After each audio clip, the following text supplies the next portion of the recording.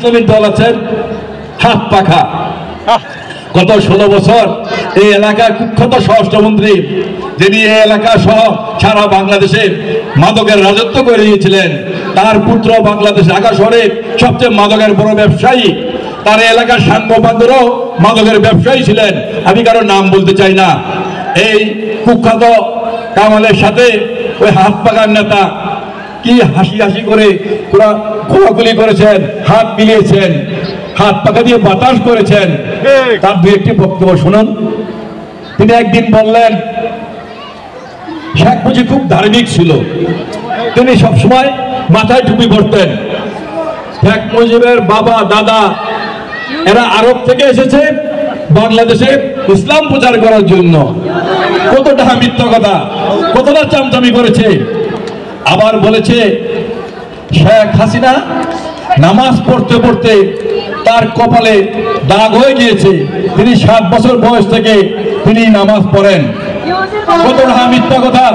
বাংলাদেশের কোনো মানুষ দেখেনি শেখ হাসিনার কপালে দাগ হয়ে গেছে।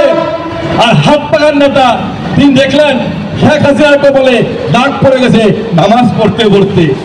আরে ভাই হাত পাখার নেতা, আপনি কি শেখ হাসিনার সাথে একসাথে রাত্র যাপন করেছিলেন কিনা? আপনি কেউ তো বাংলাদেশে কেউ তো দেখে নাই শেখ হাসিনার কপালে নামাজ পড়তে পড়তে দাগ হয়ে গিয়েছে। আপনি কিভাবে দেখলেন? আপনি মনে হয় শেখ হাসিনার সাথে রাত্রি যাপন করেছিলেন, এই জন্যই আপনি দেখেছিলেন। প্রিয় সাথী বন্ধুরা, পরিষ্কার ভাষা বলতে চাই, এরা হলো ইসলামের ধ্বংস করার চেষ্টা করছে। এই হাত পাখা বলে, হাত পাখাকে ভোট না দিলে আমাদের নবী হযরত মুহাম্মদ সাল্লাল্লাহু আলাইহি ওয়াসাল্লামের বিরুদ্ধে করা হবে, কোরআনের বিরুদ্ধে করা হবে। এই হাত পাখা নেতারা বলেন হাত পাখাকে এবং দাড়িওয়ালাকে বিরুদ্ধে যারা ভোট দিবে তারা কাফের। চোর কত কি কথা বলে, হাত পাখাকে আর দাড়িওয়ালাকে ভোট দিলেই বেহেশতে চলে যাবে। এসব ধর্ম নিয়ে যারা ব্যবসা করেন তাদেরকে এবার উঁচু শিক্ষা দিতে হবে। আমরা পরিষ্কার ভাষায় বলতে চাই, আমাদের সৃষ্টিকর্তা আল্লাহ তাআলার নির্দেশ আমরা মানব, আর আমাদের নবী হযরত মুহাম্মদ সাল্লাল্লাহু আলাইহি ওয়াসাল্লামকে অনুসরণ করব।